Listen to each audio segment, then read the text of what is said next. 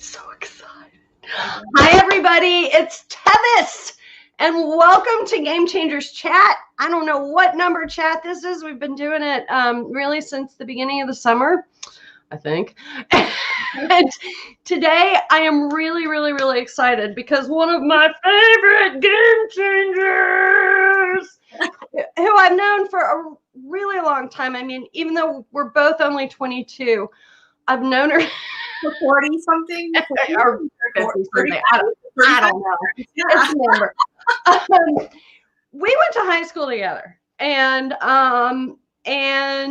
throughout our lives, I have watched this woman consistently refuse to allow herself to be defined by her circumstances. And we've got a lot of circumstances going on right now. Like, I don't know if you can tell, I got the double D's of the PTSs, and that means post-traumatic stress debate disorder. Like, I'm like hangover face, insomnia face. And I just, from my wall, you know, and not that I have a bunch of boozy friends, or maybe I have a bunch of boozy friends, but I'm not the only one, is my point.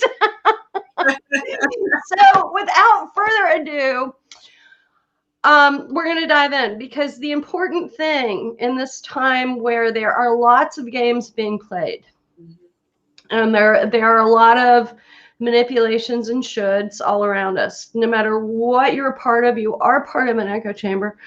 And that actually is a great metaphor for the influences that have us build our lives, right? Which is our family or whoever is raising us, right? They are our first experience of an echo chamber. And just as people like Angie, just as people like my friends who have already been on the show, my friend the shaman, Rebecca Singer, my friend Shanali, who Jeff Cherry, the venture capitalist, papal laureate, like all these people have managed to step outside of their own echo chamber and the world's echo chamber and say, what is it I want to make out of this life? So without further ado, Angie, also known as Abiyah, which we're going to get into. This is my friend, Angie Abiyah Roars. Everyone say hi. Thanks, Tevis. So I'm going to start out because they're going to very quickly come to understand why you're sitting here with me. But I'm going to start out with my, it's probably becoming predictable, so I'm going to have to find another favorite thing to ask people. But what was your favorite thing to do as a young one, as a little child? Reading. I think reading. And I'm going to branch off of that briefly. So my mother taught me how to read when I was 4, before I went into kindergarten. Because you're not very smart. Yeah. So I was smoking these kids in kindergarten, like, oh, but actually, no, like I was leaps and bounds above, like, yeah, in elementary school, yeah, like reading levels. My Nana also, I read with her a lot, you know, when I was younger. And I have kind of a photographic memory. So reading, you know, above my level, even at 5, 6, 7, 8, 9 years old, I would take a picture of those words in your brain, you know, and so I could spell all these words. So I did be champ, things like this too. The other thing I think, you know, this that I really loved about reading was I read weird things. So I would read. I was kind of a loner in my family. Anyway, my sister is 4 years younger than me. So my mom was like, I usually hung out with my dad, and my mom, you know, was hanging out with my sister. I would just sit in the living room by myself because, you know, my family, this is like in the 70s, right? About like 76, 77. And, you know, there's the credenza with the TV on top, maybe the record player underneath. Yeah. With the doors, and then on the side doors were the records. So I would just sit there and I would pull out all the records and I would read all the liner notes. Oh my God, liner notes! Also a lost art, but at 8 years old, this guy is reading liner notes to Bread albums. Yeah, baby, I want you. Yeah. Baby, I need you. Right. Or the Commodores, or whatever. Like, even the back covers were sometimes like had like all the lyrics. Fascinating. So, all the lyrics. I was reading, sometimes there were like, album LP cover sized booklets. Yeah. I remember wait, girl, okay, y'all don't judge. Like, I didn't clean my office, but I still have a lot of my vinyl. It's right here behind me too. Right here my and all this and my turntables and the whatnot. But yeah, it was just all the lyrics. I read all the lyrics ad nauseum over and over and over again. Yeah. And poetry, right? It's poetry, essentially. And I also liked looking at the style. I wasn't particularly stylish then. I was nerdy as hell. Although I had the nice Dorothy Hamill cut, like I think most of us young ladies had in like 1976 or 77. Page boy. The feathered bowl cut. Yeah. But also looking at the style and the aesthetics of these covers too. And I was always really interested in that. So like, from my like single digit age years, about 10 or so, I was heavily interested in reading and in reading album covers and liner notes. So I want to pivot actually into that, because the way you talked about it, I was sitting cross-legged in your living room with you in my mind. Like, we hadn't met, like, obviously, but I was in that experience with you. And I got this feeling of it being like your own little world. Like, what was it for you? Like, that's just me projecting on you, and I could be totally wrong. But like, what did that experience give you? Yeah, I think this is a good question, because I think, in retrospect, from today, looking back on it, in the moment, I think I felt lonely, and that was the way I had friends. These albums were my friends. The books were my friends. I never felt like I fit in back then. I don't feel like I fit in now. The old adage of I don't fit in. What is something like, I don't fit in anywhere, but I fit in everywhere. You know what I mean? Like, I don't have one group of friends. I have like groups of friends. Like, and so I think I did build my own world. Yeah. You are dead on the money, Tevis. It was, I was always thinking and analyzing and creating some kind of way. And I did feel like, I do have like I don't know what to say, a feeling memory as well. Sensei, yeah.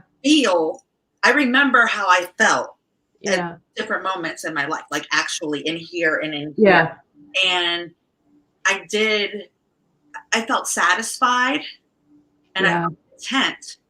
And it also felt, it also really unburdened me from the loneliness that I felt of, not being able to fully connect with all of my family, except for Nana.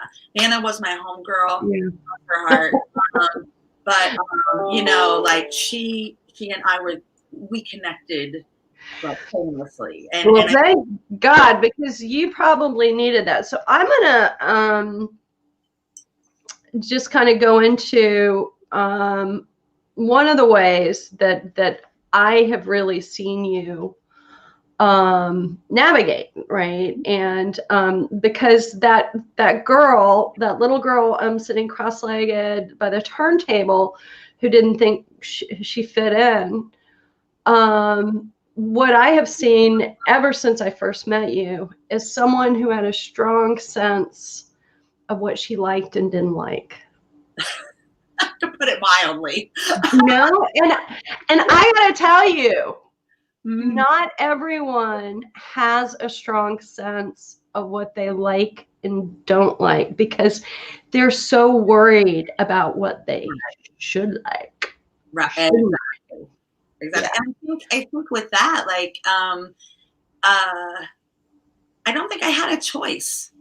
I didn't have a choice. I'm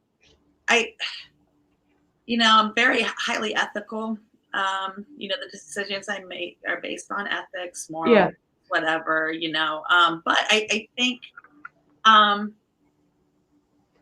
did it hurt? Fuck yeah, it hurt. It did. It hurt to go against the grain. Yeah. But would it have hurt more to go with the grain? It would have, because there were times where I was involuntarily placed in situations where I had to be in the grain. So let's go into that. Okay, so I meet Ange, and she's like, we're both punk rock girls, right? Like we're like you were the most stylish at Sycamore High School. What's that, aviators? I mean, but we were like the goth. Now they call it emo, the goth punk, new wavy, and Ange was there, and we're like hanging out in the smoking lounge. I don't think they have smoking lounges anymore. They don't. It's amazing that they, like, you could be 15 and going outside without your parents. We don't even have to have our parents' permission. I mean, it was so crazy. Like that smell, I can just think of disgusting. Anyway, so we're those girls, and we're not crazy, and we're not partiers, and not anything. We just look different. Mm-hmm. And one day Angie is gone, and none of us know where she is for a while. Mm-hmm. And we're calling, and we're wondering, and it's very odd. And someone finally gets the information that Angie, who none of us had ever known, I think she and I were probably the nerdiest of our friends in terms of any kind of experimentation with substances, etc. But Angie, who had never done anything, had been hauled off to the notorious program called Straight. Now, if you Google it, probably some form of it exists to this day, I suspect. They just had to rebrand it. But this was basically a rehab program for teens that was a for-profit company, from what I understand. And it was run not by therapeutic professionals. It was run by graduates of the program. Mm-hmm. Yes. And so all of a sudden, our friend was gone. And so what was that like for you? And I can tell, I can see that it's really such an act of courage to share this, because the strength you found in you to come through that is what has made you this creatress, this songstress, this fashion model. Like, you've really done a ton with what that taught you about your own strength. And so you don't have to go in any direction too long, too deep, too hard, whatever. But like, if you could just top line for people how long and just what you had to learn and kind of how you managed it, that would be such a gift and so awesome. Sure. Yeah. So I was in Straight from March of 1986 to April of 1987. And, as Tevis, you said, was not into the substances or anything. As a matter of fact, the few times I drank was my mother, who put me in there, buying me alcohol, wanting to be my friend, and being like, do you want to go out with me? And, taking me and another friend from Sycamore, like, to the Under Fifth Cafe and getting us drunk on carafes of wine. It's weird. But, it's a whole thing. I won't go into how I ended up there, but going in there. So yes, it was, generally most of the sessions were run by graduates of the program, and like recent graduates. So what you're having here is some teens, 16, 17-year-olds, who had been abused in the program, turning that abuse around. Yeah. And also out of fear that they would be put back in the program if they didn't follow the party line. Because if you're under 18, you're going to get right back, your parents are going to throw you right back in there. Yeah. We were held incommunicado, to your point. First phase, we were not allowed to talk to our parents, no phones. If our ass was out of the seat on first phase, someone had a finger kind of like this. Wait a minute, where's that? Yeah, like this in our belt loop and dug their knuckles in, if you know what I'm saying. And so we wouldn't run. As a young girl who was, kind of embarrassed about her body, as I'm sure some of the other girls were, we to use the bathroom on first phase, we would the door would have to be entirely open while someone watched us.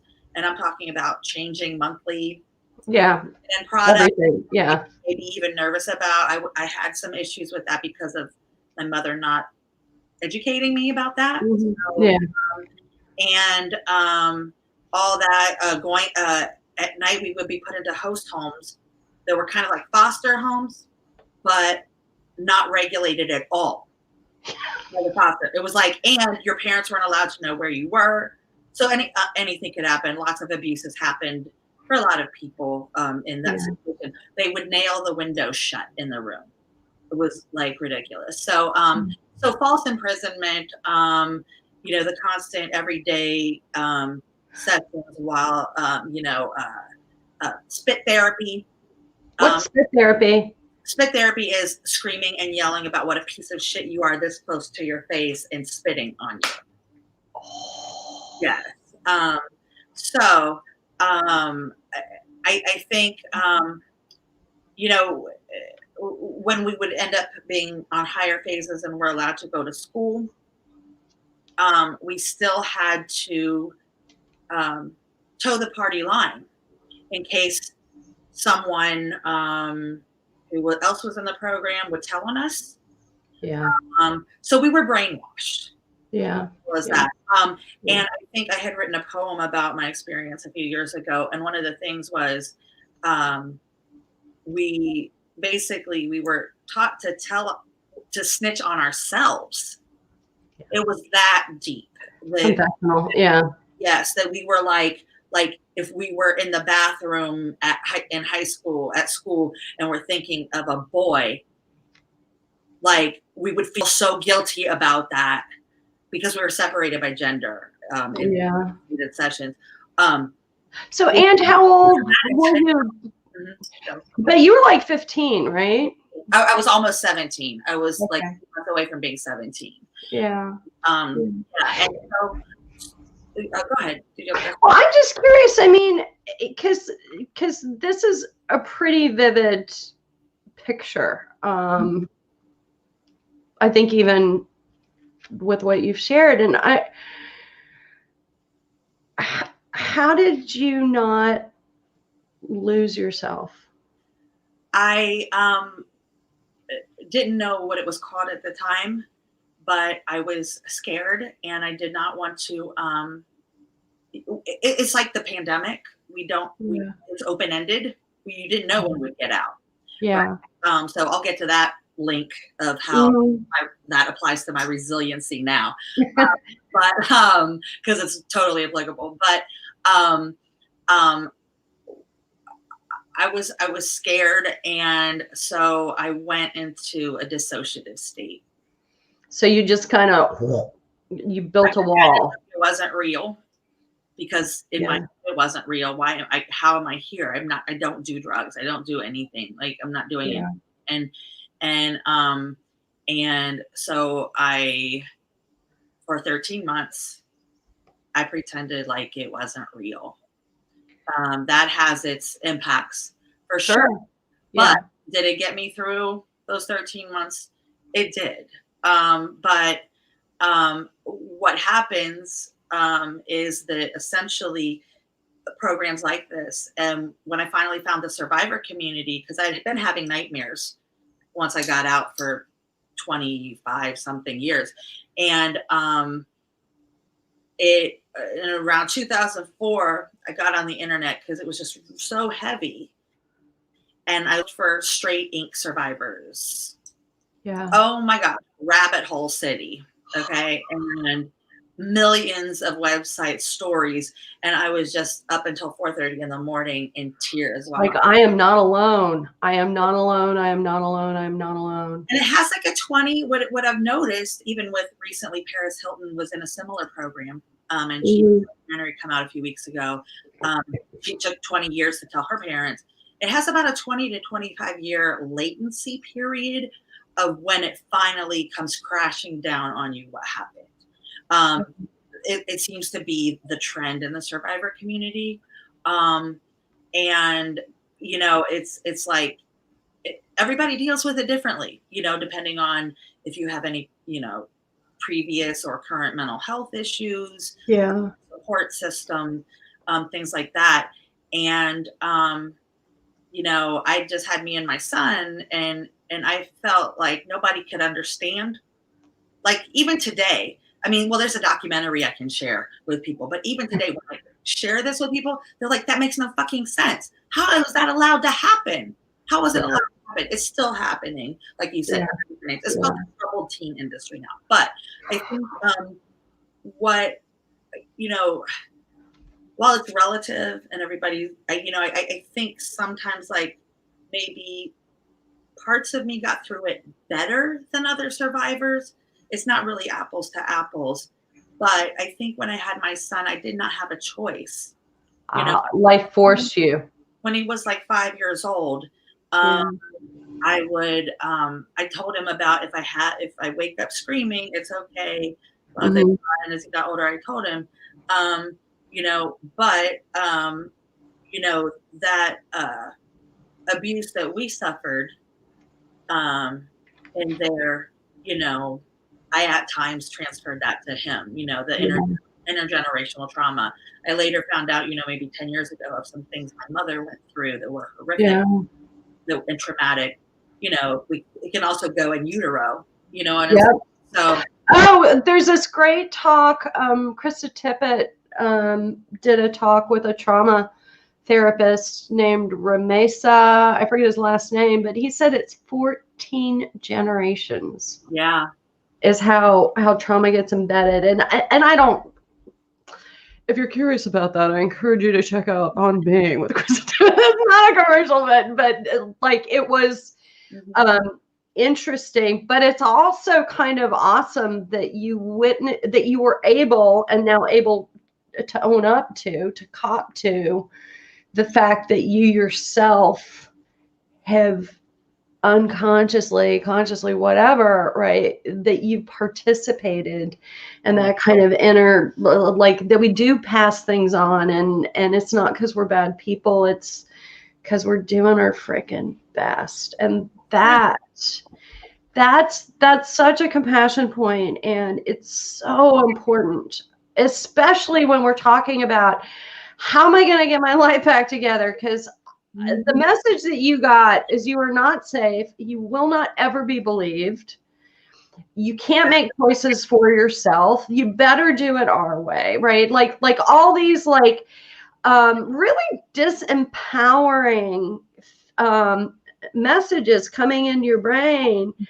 I mean, incredibly destabilizing. Now, I want to fast forward to the woman that these people are seeing now, right? Because my friend Abiyah, who is also my friend Angie, she's everything all at once.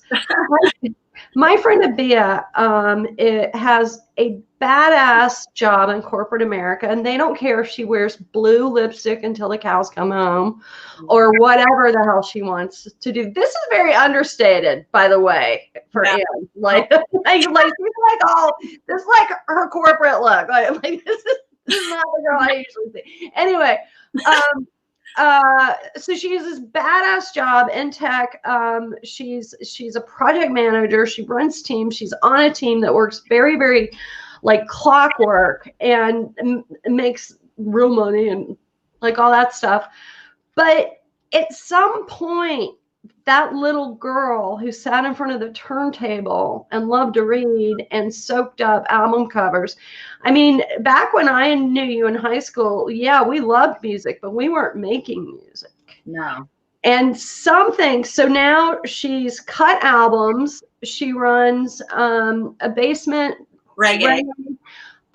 series in one of the hippest, coolest. And I know people are going, well, Cincinnati's not hip and cool. Every town has hipness and coolness, and Cincinnati has it. And this woman in front of you is kind of one of the icons of that scene. I'm just going to brag all over you. She's genre crossing, bending. Like she can move through the reggae world, the hip hop world, the ballad world, the emo world. Like she's literally that girl, and you cannot go anywhere in the music world in Cincinnati and not have her telling you 50 stories about this guy or that famous this or blah blah blah, or the time she was backstage with and I'm like, God, I go to bed every night by 10. Like I'm.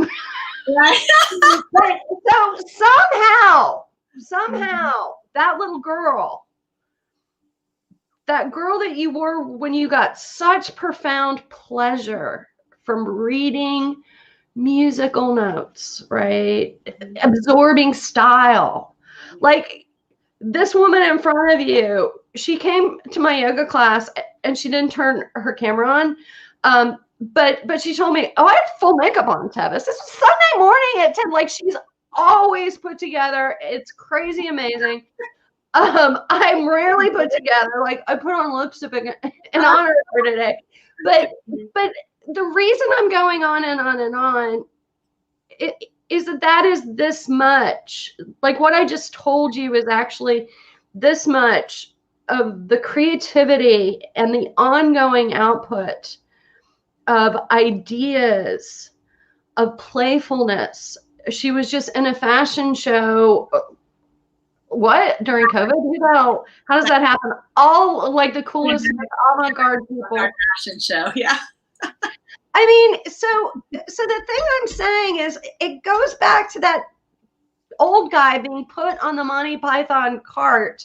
And he goes, I'm not dead yet. I feel like dancing, right? And that spirit, right? That spirit is what I'm talking about. So when you were putting yourself back together, did you use music or did it somehow come out of you? Like how did you do that? Because I know a lot of walking wounded, and I'm not saying that you don't have wounds. Yeah, right. Wounded. Yeah. Yeah, we all are, but you're moving forward with them. Right. And you're living life on your own terms. It didn't cow your sparks. How do you do that? Right. Tell these people. Tell me. So interestingly enough, I was starting to, in the 90s, starting to sense I had PTSD, but in the late, my music happened 6 years before when I mentioned I went down the Survivor website rabbit hole in 2004. So it was 6 years. So I never have consciously, and I'll get to that in a minute. Hold me to that. I never have consciously written to heal or to recover or to figure something out. But how I got into music was poetry. So we're going back to little girl, reading all the lyrics of really good artists. I mean, the 70s had a fuck ton of good artists. But so my poetry was like this. I met someone online, Native Son. He produced Saul Williams' Ohm from Lyricist Lounge. And I went to New York and he was doing some flowetry, like putting poetry with any type of music and adding a hook. Voila, a song. Right? Just add a hook to your fucking poem and we have a song. And we're going to call it this, genre, and blah, blah, blah. And so then, I'm doing that. I come back home. A couple hip hop producers here were like, hey, let me make some beats for you. Blah, blah, blah. Did all that for a few years. Then I think probably I kind of went more into the mainstream music scene, which covers everything: electronica, indie rock, singer-songwriter, blah, blah, blah. Because I could craft good songs, you know, and I was feeling that, you know, while hip hop got me there, it was still limiting. And I think I didn't realize it until now that it was limiting because I'm all the things, you know, and didn't realize it at the time. So I go into that. I link up with some like-minded musicians. One person helped me. We played the first Midpoint Music Festival, and it was named the most creative set of the festival. And that was like 2001 or 2002. Yeah. So it's interesting, like, you know, how all that happened, you know, and then I just kept going. So I didn't start doing music per se, like actual music scene, like until I was like 30. Wow. I'm 51 now. I don't care, everybody. I'm ageless, and don't tell me to be able to act my age because I don't. I put it in your bio. They know. Beyond ageless, right? Let's talk about something really obvious, right? Angie, you're white, right? Like you're like really, you're way white, right? On the outside, in fact, you and I both kind of glow in the dark, like, right? And my son told me I glowed in the dark when he was 4 years old. So, in the dark. The reason I bring this up is you have been successful in a world that is not very white. And to what do you attribute that? I keep it real. I'm a real one. I'm my genuine self. Yeah. I think it's interesting because, like, honestly, a lot of times I feel more comfortable around Black folks. I feel like I can be myself. I think that's why a lot of Black folks respond to me similarly, because they recognize I'm genuine. I'm genuine in how I interact. I'm genuine with what I talk about. I'm not making stuff up to make myself look better. Even for the last 30 years, I've been extremely cognizant of the fact that I was white in these spaces, but was still welcomed. Yeah. So you have not encountered conversation about appropriation, or what are you doing here? Not from Black folks, no, not ever. Not to my face. Not to my face. Yeah. But I give, you know, I am, you know, to this day, you know, I respect the hell, especially out of Black women, Black folks in general. I raised my son, who's biracial, on Black Panther Party politics. He can tell you all about Fred Hampton and Fred Hampton's assassination and who the snitch was who got him killed and everything else. You know, I mean, I don't even know about any of that. Like, that's how uneducated I am. And I'm like hardcore, taking him to the Black Book Fair, doing all this. And again, even then, you know, if I had a head wrap on, all this, you know, you had dreads at the time, right? Yes. Yeah. And I was appreciating the culture, ensuring that folks understood and felt that I was appreciating the culture. And I think that is one thing that's different between white folks and Black folks. It's just the feeling, the feeling, the vibe they get off, you know, like, less like, I would even say, like, yeah, it's just like, oh, like it's no bit, like, it's like, oh yeah, she's cool, he's cool, they're cool. You know what I'm saying? And I think my experience, I have been judged by white folks way more in my life. You know. What do you think we're so afraid of, dude? You got me on that one. I don't even know, because, you know, I mean, that is the mystery of the universe, seriously, because racism, you know, for white folks, like, we'll just say in this context of this conversation, against white folks, racism in general is based on fear. All different kinds of fear, all different levels of fear. Any ism is. Yeah, and it's like are white folks having white guilt about like ourselves, about our history subconsciously? I don't, yeah, white folks have done some like ridiculous fucking bullshit throughout the years, every fucking where, and it's the bullshit we have, what's going on now, which, people not able to disavow white supremacy and, people, yeah, people, because I'm not saying a name, but yeah, but I think, I even notice now, where conversations about appropriation are more in the forefront now. Like, when I was coming up, that wasn't a thing. So, I established myself and proved myself. I felt like I had to prove myself. And you know what I mean? So you earned the respect. Which is earned the acceptance. Should do if that's the route. You can't just walk in there like, what's good, everybody? You know what I'm saying? Like you really have to, just be genuine. That's the first step. Be your damn self. Everybody can't be that. So you know what I mean? But just have respect of other people, of how other folks do things. And just because it's different from yours doesn't mean it's bad or worse. Actually might be better. It's just everybody in life, even, intra group, or extra group, like, have different flows, how we're, but I think that, I just lost my train of thought, but yeah, I think that when,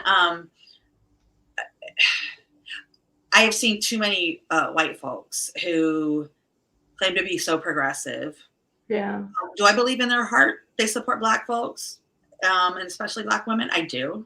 Yeah, yeah. But I also see them being very uncomfortable around Black folks. Unconscious and uncomfortable. Do you know my friend?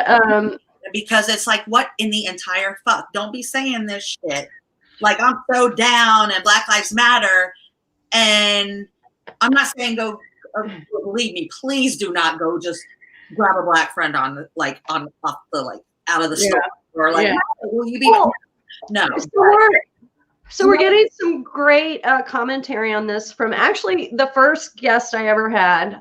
His name is Dave Jakubowski. Hi, Dave. And Dave. He's super cool, right? White dude from Buffalo, like not powerful family, had to make his way through the world, became a tech like magnate, flipped a bunch of companies, had an awakening actually by going home to Buffalo that, wow, most people in the tech space are white or Asian, and they're mostly dudes, and they get on average access to $250,000 worth of free good services, advice, just insights. Hey, try this solution or blah, blah, blah. And so he started a for-profit portal for historically underrepresented, go Bills, I love it.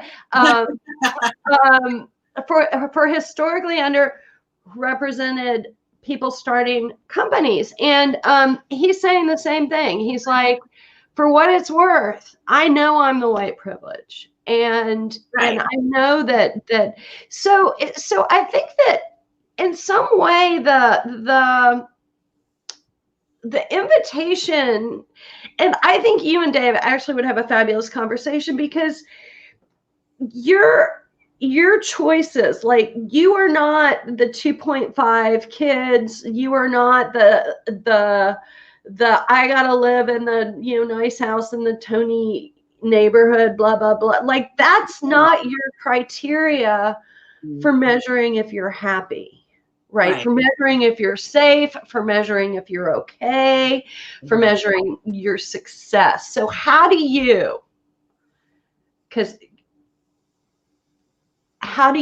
for you measure success? I measure it by the impact of my connections. Beautiful. So connecting is very important to me. I've mentioned the word loneliness a few times in this conversation. Part of the human condition.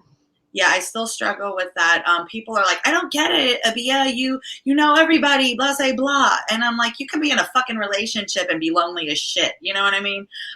So that doesn't mean anything. Yeah, everybody, a lot of people know me. I know a lot of people but if I'm not, that doesn't, there's a lot of fair weather folks in that party too. But yeah.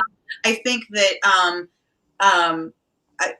I just, the connections, I don't mean like business connections or connections that will help me succeed like in a corporate way or a thing like that. I mean the human connections, yes. And like, you know, my album I'm working on, I decided I'm going to call it Strangers Love Me. Because I sometimes, well, not sometimes, most of the time feel like I have stronger connections with strangers who then kind of become friends. Like for example, the sisters at Servati in Hyde Park Bakery. I love them so much, and I go in just to say hi or buy a frosted cookie, and they're so excited to see me. I'm so excited to see them. Like, you know, Kroger, I go here, I go there, or like just, you know, when we could go to the bar, I would just, you know, go by myself, you know, whatever, and strike up a conversation. I think it's because strangers don't know your baggage. You know what I mean? Yeah, kind of what you see. What you see is what you get. It's clean, right? And we've grown. Somebody who knows, you know, maybe what not a nice person you were as you were trying to heal 20 years ago still remembers that part of you, that jerk or that asshole, you know what I mean? And so when in a meaningful way, and yeah. there's a scale there, that I feel I'm successful because I've successfully interacted with another human, made an impact on them, and they've made an impact on me. So it's reciprocity of connection, not expected, but appreciated, you know, if it goes both ways. But so I think, yeah, that's because like my music, I mean, we can take it back to my music connects, my style connects. So like, you know, I have a approachable face, I guess. But my outfits and my jewelry and my kicks are a conversation starter. And I have people on the street. I have women pulling, oh, I'm not lying. I know. The side of the street and saying, girl, I love your outfit, or I love your hair. I love this and that. You know what I mean? And so when I walk out of the door, I'm on a connection mission, whether I am so or not, it happens. But wait. The secret in all of that, I'm speaking, is that the reason you can connect to other people is that you are connected to yourself. Yeah. Because this whole style statement thing and stuff, it's not about the Prada, right? Right. And believe me, I love me some Chanel, okay? But it's not about that. Like, your approach to style is not crafting a false identity. Mm-mm. Your approach to style is communicating, again, back to being a woman who knows what she likes and knows what she doesn't like. It's you communicating what brings you joy, right? Like what's playful to you. You're right. Like, Ange, you are never not playful in how you're dressed, even if it's fierce, right? There's always some whimsy. There's always some I wonder if anyone's going to get the joke, right? Like, there's always that kind of, and because you have that connection to yourself, like that's what makes us feel magnetized to other people. Mm-hmm. Is when we know that they have figured out that they are just fine how they really are. And that's just so compelling. We all want to be around that because we all want to feel that too. And so I'm not surprised these ladies are like, girl, right? Yeah. Because you're connected to you. There's actually a there, right? For others to connect to. Because right? Because if you're just wearing what everyone else is wearing because this is what's going to impress people at the whatever, there's nothing to connect to. It's not real. I would really drown if I did that. Well, no, you would. It would be self-sorrow. There would be an apoplectic fit and the apoplectic is appropriate. The emergency would, yeah, they'd have to put some oxygen. Yeah. Yeah, but that's a good point because that ties in. I mean, you know, when you said that is tying into everything I've expressed up to this point in this conversation is genuineness. Yeah.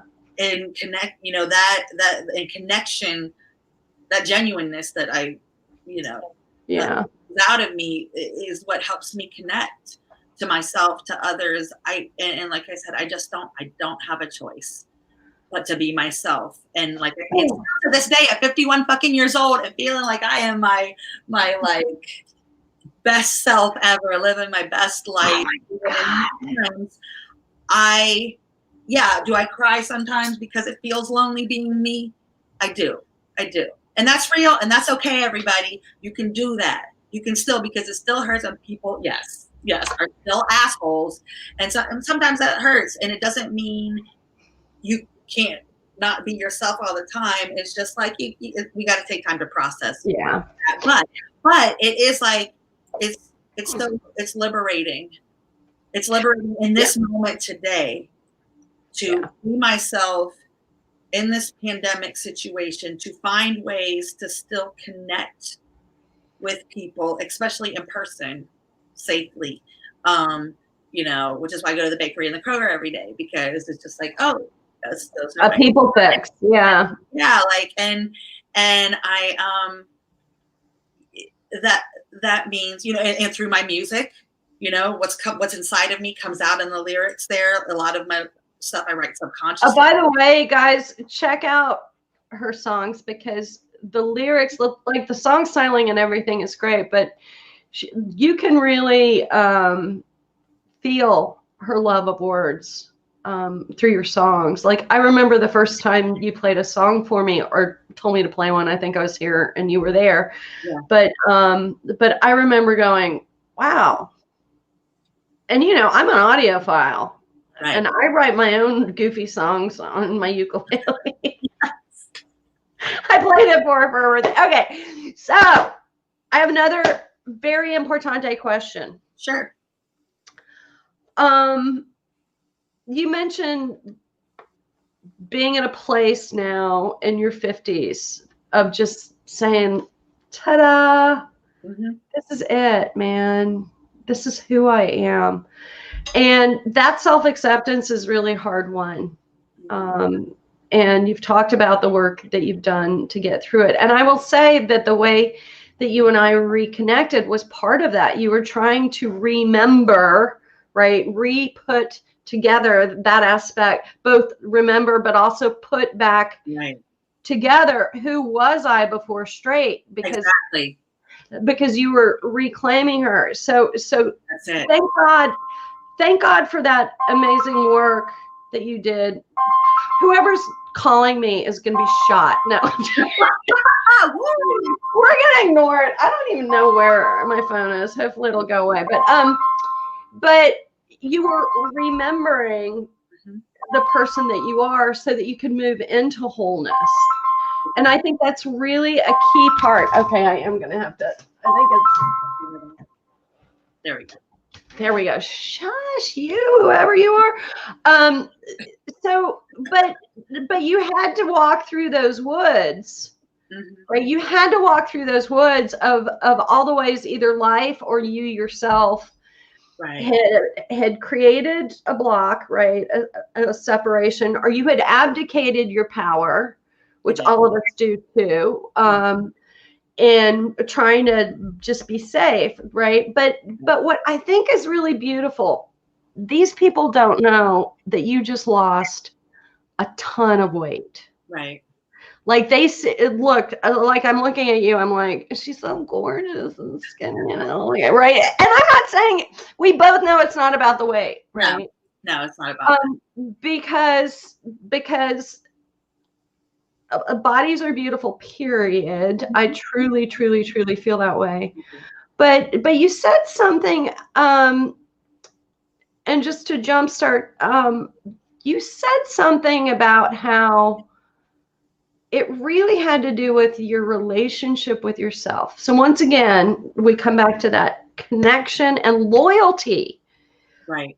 Self. So can you just unpack that a little bit? Because I do think our physical embodiment is something that when we are attentive to it, our body is grateful. Because you said, I feel it here, I feel it here, right? You like talked about the different ways of feeling.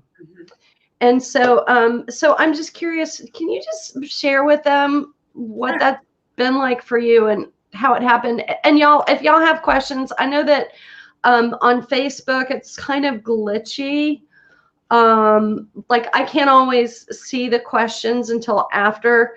The LinkedIn connection is working. I've never gotten a question from someone on YouTube yet, but if you want to ask a question, you can go into LinkedIn because those are coming through.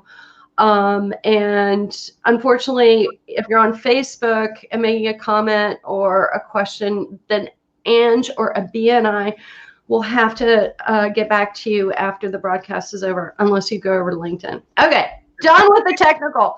That gave you plenty of time to think of the most genius answer ever. Yeah, so I lost 75 pounds in the last year and a half. And I'm back to my size I was in high school, I guess. So I'm about a size 8-ish or so. Still got these banging hips though that I love so much. So the PTSD that came as a result of being in straight, several of us also got the gift of an eating disorder coming out of straight. A lot of the times, mostly like binge eating disorder. So nurture. Like what I did is I would, not even realizing it at the time. I didn't realize it till like 11, 12 years ago. But eat to protect myself from so if I was fat, and like I said, all bodies are beautiful. This has to do with just, what I have personally going on. Like I am never, ever going to fat shame anybody because I've been there as well. And it's just not right to do. Or you shouldn't skinny shame anybody either. You don't anybody. Don't shame anybody. Yeah, don't comment on anybody's body other than to say you look good or say nothing or ask how they're feeling. Those are the three. But what rules of personal compliments. There it is. Yeah. Right. Right. Yes, I'm writing a book. But I would eat. So if I was fat, then nobody would be able to hurt me. If I was, I would eat my emotions. If I didn't feel like anybody cared, which early on I didn't, I would just eat myself silly. And when I'm saying I'm talking about 3,500 to 4,000 calories a day and sedentary lifestyle. So I'm not talking about I'm just having a, big old meal one day out of the week or something like that. That's, it was out of control. So it gives a whole new meaning to the words eat, pray, love, right? Because it's like eating. Oh my God, made me feel better. From this, from eating too much, and I still don't love myself. That's basically what. Right. Can I eat? Please, God, let this make me feel better. Right? Exactly. Yeah. And so I had lost a lot of weight. I had gotten up to a size 26 back in 2008. I lost 90 pounds back then and was this size. But then, had some, I guess, setbacks, emotional setbacks. maybe. Well, you were still doing the work, right? You were still 2014. Yeah. Then I started eating myself silly again. Didn't get back up to that size, but still was, and, my style is me. It's not a superficial thing. It's not facetious. Like you were saying, it's a way I connect with myself and express myself to communicate with others. Right. And I know for a fact that when I met you in high school before straight, that is me. That's me. That wasn't a phase. I want to be that person. I've always been that person to some degree, but it's just a feeling. I can't explain it, but something clicks and I feel like I'm back in that moment or you're aligned. Right before straight or after straight, like when I was like 19, 21, like I smell the same smells I smelled, it's and so while people thought I again outside appearance thought I was still stylish when I was obese, I was unhealthy. I had acid reflux so bad a few years ago. I was eating like 75 ultra strength Tums a week, which is not healthy, for like a year. It was starting to damage my vocal cords, so I wouldn't be able to sing. I do have a figurative voice in my writing, but I would die if I lost my voice. You would lose your voice. So,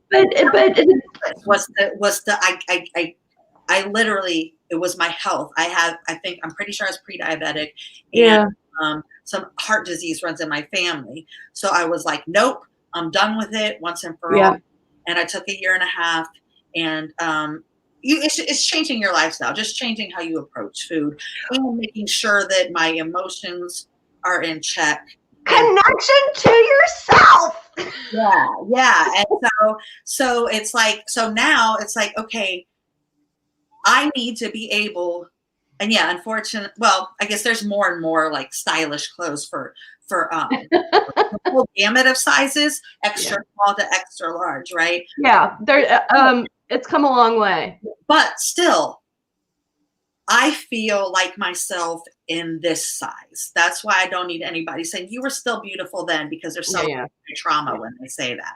But now I am like, I can just go by and there's anything I see, like I can wear anything. I could put anything together that I want to. So that's success to me. That's personal, emotional success.